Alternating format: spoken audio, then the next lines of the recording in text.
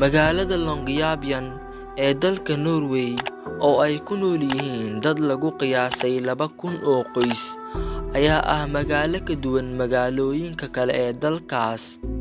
Waa jasiirad ku taalla bartamaha dalka Norway oo qofkii ku xanuunsada uu ku qasban yahay in uu magaalada isaga baxo, ama haddii uu ku dhinto aanan lagu aasi karin magaaladaas. Dadka nafqabadka ayaa loo diraa magaalooyinka kale ee Norway si ay ugu geeriyoodaan, waxaana jira sharci ah in haddii qof uu ku dhinto aysan cidna xabaali karin. Sharcigan ayaa magaaladaasi ka dhaqan galay in ka badan 80 sano ka hor, waxaana sanadkii 1918 albaabada la isugu dhuftay xabaalaha magaalada oo dhan. Longyearbyen oo ah magaalo aad u qabow badan, inteeda badanna baraf ah, ayaa mararka qaar waxaa dhacda in qabowgu uu gaaro -50 oo ah qabow xad dhaaf ah. Haddaba, maanta waxaynu ka hadli doonnaa sababta aanan loogu aasi karin meydka magaalada Longyearbyen ee dalka Norway. Inta aynu muuqaalka u gelin, inaad muuqaalka like saarto waxay inaga caawinaysaa in uu muuqaalku baaho. Sidaa darteed, fadlan muuqaalka like saar. Mahadsanid.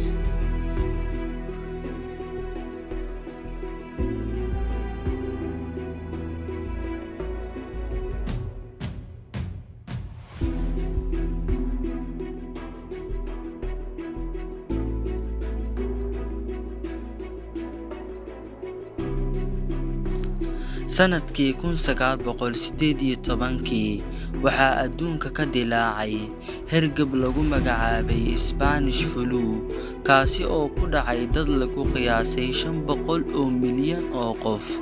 Meelaha uu ka dilaacay xanuunkaas waxaa ka mid ahayd magaalada Longyearbyen oo dad gaaraya 11 qof ay uga dhinteen, dadkaasi oo lagu aasay isla magaaladaas. Hase yeeshee, qabowga magaalada oo aad u daran ayaa waxay keentay in dadkii u geeriyooday xanuunka ee lagu aasay magaalada uusan jirkoodu baabi'in, taasi oo khubarada caafimaadka ay sheegeen inay jirto halis ah in xanuunka ay mar kale dadku ka qaadi karaan dadkii u dhintay ee lagu aasay magaalada, kuwa uu jirkooda uusan burburin welina sidiisii yahay. Dr. Kirsty Duncan oo ka tirsan jaamacadda Windsor iyo koox uu hogaaminayo ayaa tagay magaalada si ay wax uga ogaadaan. Waxay tijaabo ka soo qaadeen qof u dhintay xanuunka oo lagu aasay Longyearbyen, waxayna ogaadeen in weli xanuunka Spanish flu uu jirkiisa ku jiro.